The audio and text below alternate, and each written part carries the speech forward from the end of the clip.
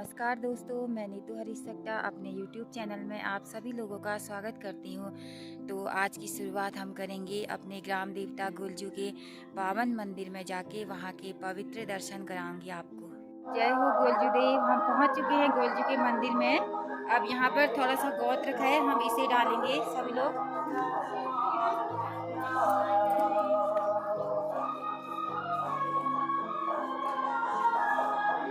देखिए ये लोग भी आ रहे हैं मंदिर को, मेरे बच्चे और मेरे हस्बैंड जी साथ में। ये हैं गोलजू देवता हमारे, गोलजू देवता मंदिर।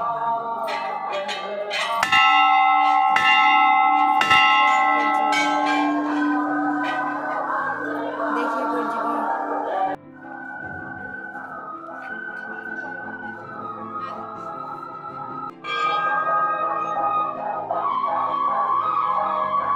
ये देखिए गोलजू मंदिर है। पहुंच चुके हम मंदिर के अंदर। अब ये लोग भी मेरा वेट कर रहे हैं यहाँ पर कि अंदर साथ में चलेंगे करके, तो आइए चलते हैं अंदर।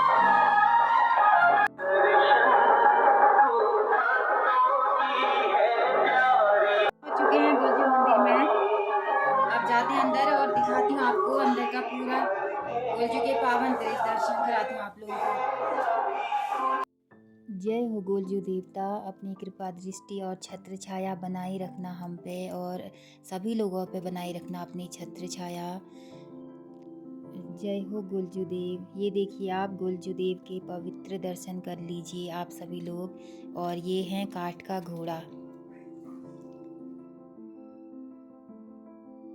ये है यहाँ गोलजू मंदिर के मुख्य पुजारी जी और हमारे देवर जी हुए ये प्रकाश पांडे जी।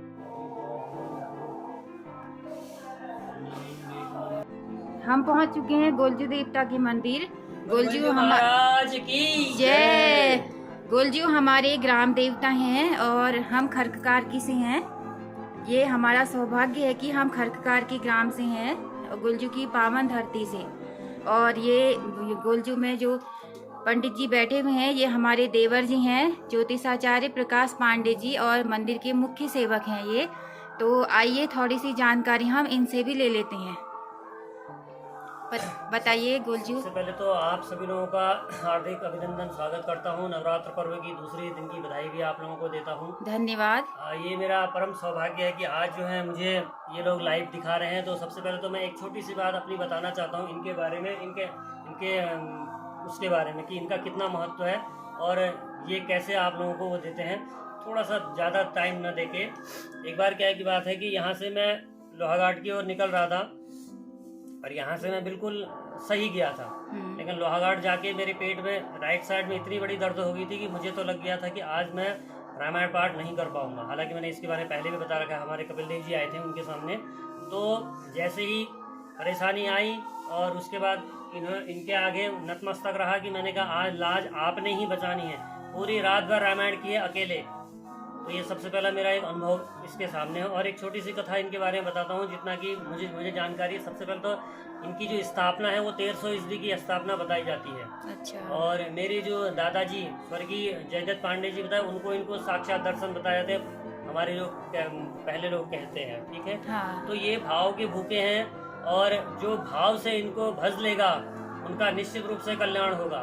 मैंने तो अपने लाइफ में देख चुका हूँ, मतलब ठीक है। और इनको न्याय का देवता क्यों कहा जाता है, क्योंकि सबसे पहले ये है कि जब इनकी इनकी माता जी जो है सातों रानियाँ थी इनके पिता की, तो उनसे इनको कोई संतान की प्राप्त मतलब उनको नहीं हुई थी। कलिंगा नाम था। तो एक इनके जो कुल पुरोहित होंगे उन्होंने उनको बताया था कि आप कलिंगा नाम की उनसे शादी कीजिए और तब जाके आपको पुत्र रत्न की प्राप्ति होगी। अब जब प्रसव पीड़ा का समय आया, नज़दीक आया, तो इनके सामने क्या किया, जो इनकी सातों सौतें थी, मतलब उनके आगे पट्टी बांध दी गई कि नियम होता है, कहा कि हमारे यहाँ पर जब भी प्रसव पीड़ा होता है बहन, तो ये ऐसा किया जाता है।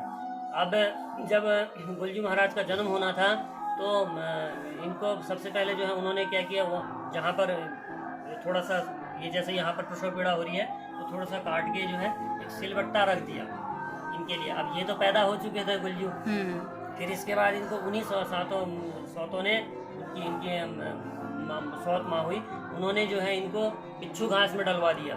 वहाँ पर भी ये बच के निकल के आ गए। फिर उसके बाद इनको जो है एक बक्से में बंद करा के, काली गोरी नदी बताते हैं पंचेश्वर साइड में, यहाँ उत्तराखंड में ही, तो वहाँ पर फिर बहा दिया गया। वहाँ से भी ये बच के निकल के आ गए। फिर उसके बाद जो है एक मछुआरा मिला, इनको धीमर नाम का मछुआरा बताया जाता है। उन्होंने जो है इनका पालन पोषण किया, और जब पालन पोषण हो गया था उसके बाद अब इन्हें तो पता नहीं था मैं कैसे पैदा हुआ, क्या हुआ। एक बार यहीं चंपावत में ग्वालियर कोट कहते हैं हमारी, ये भी राजधानी इसके ऊपर है, वहाँ ये खेलते खेलते पहुँच गए। ये काठ का घोड़ा भी है सामने, ये काठ का घोड़ा अभी हमारे क्या कहते हैं, इसके जो अध्यक्ष हैं श्याम कार्की कहते हैं, उन्होंने बनवा रखा है। उनको भी किसी देवता ने बोला होगा कि आप काठ का घोड़ा बनवाइए, तो उन्होंने तुरंत ये काठ का घोड़ा बनवाया। तो ये काठ का घोड़ा लेके ऊपर गए थे, वहाँ खेलते खेलते, तो वही सातों रानियाँ वहाँ भी स्नान कर रही थी। अब स्नान कर रही थी तो जैसे ही जो है स्नान करते करते ये भी खेलते, इन्होंने कहा ऐसे साइड हो जाइए और घोड़ा जो है पानी पिएगा। तो सब लोग, ये इनकी जो सात और माँ थी, उन्होंने दंग रह गए। उन्होंने कहा घोड़ा कहीं, काठ का घोड़ा कहीं पानी पीता है? तो इनके मुंह से स्पष्ट शब्दों में निकला है कि जब स्त्री से सिलबट्टा पैदा हो सकता है तो काठ का घोड़ा भी पानी पी सकता है। यह बात अब सातों रानी राजा तक पहुंच गई। जब राजा तक पहुंची तब राजा को भी पता चल गया कि हाँ, वास्तव में ये सातों रानियों का ही खेल है, इन्होंने इनको मारने की कोशिश की। फिर सातों रानियों को बुलाया गया, उनसे पूरी कथा पूछी गई कि ये कैसे मिले, क्या मिले, क्या कैसा रहा। फिर उन्होंने पूरी वृत्तांत बताई इनके बारे में। फिर वो धीमर को पकड़ा गया, जो धीमर था जिसने इनका पालन पोषण किया था। फिर एक कलवा लोहार बताते हैं जिन्होंने बक्सा बनाया था, उस कलवा लोहार को भी बुलाया गया। सब पूरी पूछताछ हुई राजा ने। उसके बाद जब राजा के पास ये बातें चली गई, हालांकि गोलजी महाराज जीवित हैं, तो ये इनकी छोटी सी एक कथा है। धन्यवाद, बहुत बहुत धन्यवाद पंडित जी आपका। और देवर जी भी हैं ये मेरे साथ में, तो इन्होंने बहुत अच्छी कथा सुनाई अभी, और हमें बहुत सारी जानकारी मिली। आज हम नवरात्रि के दूसरे दिन गोलजू की पावन धरती पे आए और गोलजू के पवित्र दर्शन करने का सौभाग्य प्राप्त हुआ हमें। और अगर आपको इनसे कोई और जानकारी लेनी हो तो फेसबुक पेज पर इनका है, ज्योतिष हजारे प्रकाश पांडे जी के नाम से, और इंस्टा वगैरह में भी आप इंस्टा पे भी हैं, आप इन्हें फॉलो कर सकते हैं और इनसे सारी जानकारी ले सकते हैं। और कुंडली वगैरह का काम भी करते हैं ये, तो आप इन्हें फॉलो। अगर बात करें तो 15 साल का तजुर्बा है। हाँ। आजकल मैं इंस्टा एस्ट्रो करके ऐप है, जैसे एस्ट्रोटॉक की ऐप है, उसमें मैं इंस्टा एस्ट्रो करके एस्ट्रो प्रकाश के नाम से भी बैठता हूँ। हाँ, तो आप इन्हें फॉलो कर सकते हैं। ये देखिए आप, यहाँ पर मैया की मूर्तियाँ और काठ का घोड़ा यहाँ पर भी है। और यहाँ पर ये कालिका मैया है, बहुत सुंदर सजाई हैं। आजकल नवरात्रि चली हुई हैं तो बहुत, और सुबह सुबह मंदिर के दर्शन करने का आनंद ही कुछ और है। बहुत अच्छा लग रहा है मंदिर में आने के बाद, बहुत ही सुंदर लग रहा है मुझे। और अब मैं जला देती हूँ ज्योति, क्योंकि पंडित जी ने बोला है कि आप आए हो तो मैया के यहाँ पर दीप ज्योति आप खुद ही जलाइए। तो अब मैं जलाती हूँ दीप ज्योत और करती हूँ मैया की आरती। और एक साइड से मंदिर में भजन लगे हुए हैं, तो यहाँ पे बहुत ही अच्छा लग रहा है। भजन की आवाज़ सुन के खुद ही बहुत अच्छा लग रहा है मुझे।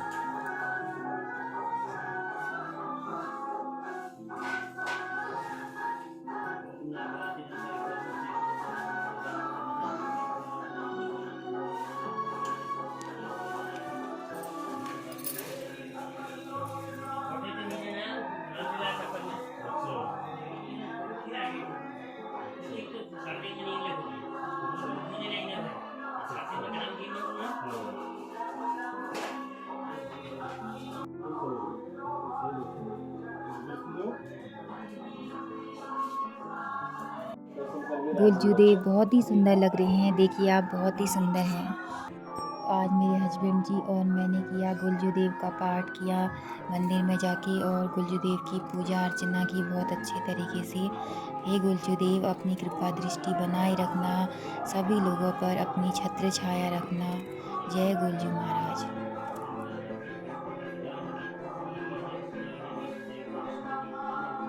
एमपी जी का आशीर्वाद लेते हुए। ये यहाँ पर भैरवनाथ जी हैं, देखिए आप, बहुत सुंदर सी फोटो लगी हुई है भैरवनाथ जी की।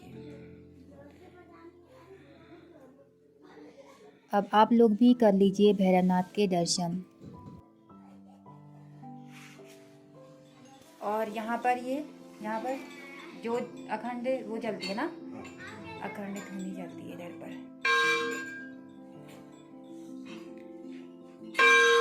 इस जगह पे अखंड धुनी जलाई जाती है। मेरी विशेष यादें भी जुड़ी है मेरे साथ हाँ। मंदिर में।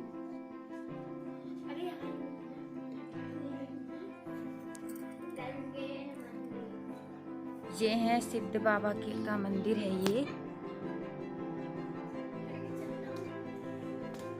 देखिए आप गुलजू मंदिर का सुंदर सा नज़ारा।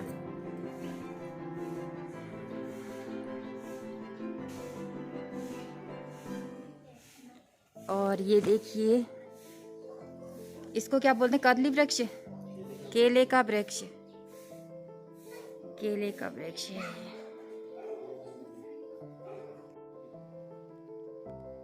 ये देखिए। और ये गोलजू की धुनी है, जब यहाँ जागर वगैरह लगता है तो यहाँ पर धुनी जलाई जाती है, अखंड धुनी। इसी जगह पे देव अवतरित होके सब लोगों को अपना आशीर्वाद देते हैं। और अभी थोड़े दिन पहले यहीं पर श्रीमद् भागवत कथा का आयोजन किया गया था, इसी जगह पे।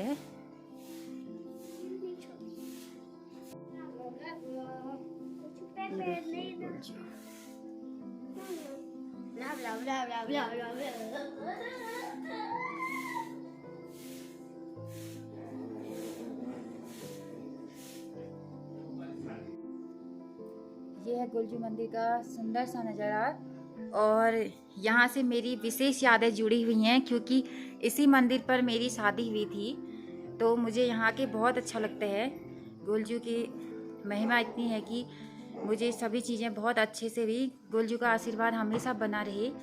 और बहुत सारी यादें मेरी इस मंदिर से जुड़ी हुई हैं, गुलजू देव की इस पावन धरती।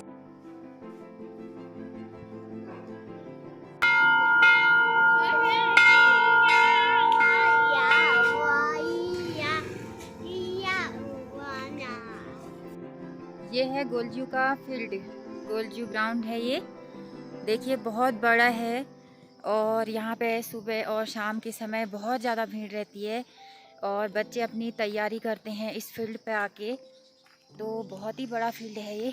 देखिए आप, मैं दिखाती हूँ चलते चलते। ये देखिए बहुत सारे बच्चे यहाँ पे अभी तैयारी कर रहे हैं, कोई मॉर्निंग वॉक पे आए हुए हैं। ये आप देख सकते हैं सामने पे।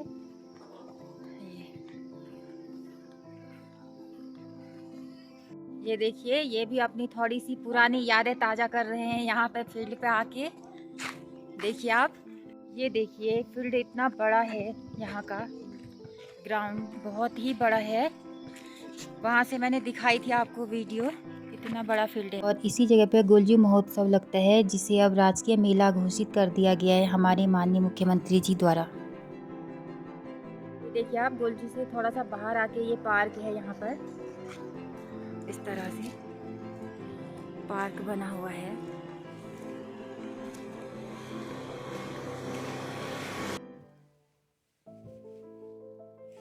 तो आप देखिए, ये यहाँ पर स्वतंत्रता संग्राम सेनानियों के नाम लिखे गए हैं। तो उन्हीं नामों में से एक है हमारे दादाजी लक्ष्मी दत्त सक्टा, स्वतंत्रता सेनानी। ये हमारे दादाजी थे, ये भी स्वतंत्रता सेनानी थे, तो इनका भी यहाँ पर नाम लिखा गया है। अब हम आ चुके हैं चलते चलते घर की तरफ, तो यहीं पर पहुंच चुके हैं।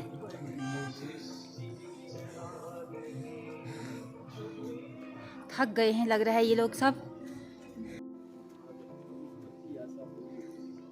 बाबा जी से भी आशीर्वाद मिल गया है चलते चलते। कहते न जाने किस देश में बाबा मिल गए भगवान। सही कह रहे हो बाबा जी। माता का व्रत चल रहा, माई जी तुम्हारे बच्चों को, पतियों को अच्छी दुआ करें, हर मुसीबत बला सब चलेगा। ठीक है बाबा जी। तो चलते चलते पहुंचते हैं अब घर की तरफ, और बच्चे पहुंच गए हैं मेरे बहुत आगे, मैं हूं अभी पीछे ही। तो अब आ गई हूं मैं मंदिर से घर, और उसके बाद कहीं सारे काम निपटाने के बाद अब मैं वीडियो को यहीं पर समाप्त करती हूं। अगर आपको मेरी ये वीडियो पसंद आई तो लाइक कीजिए, शेयर कीजिए, और कमेंट करके बताइए, और सब्सक्राइब ज़रूर करिए। Thank you.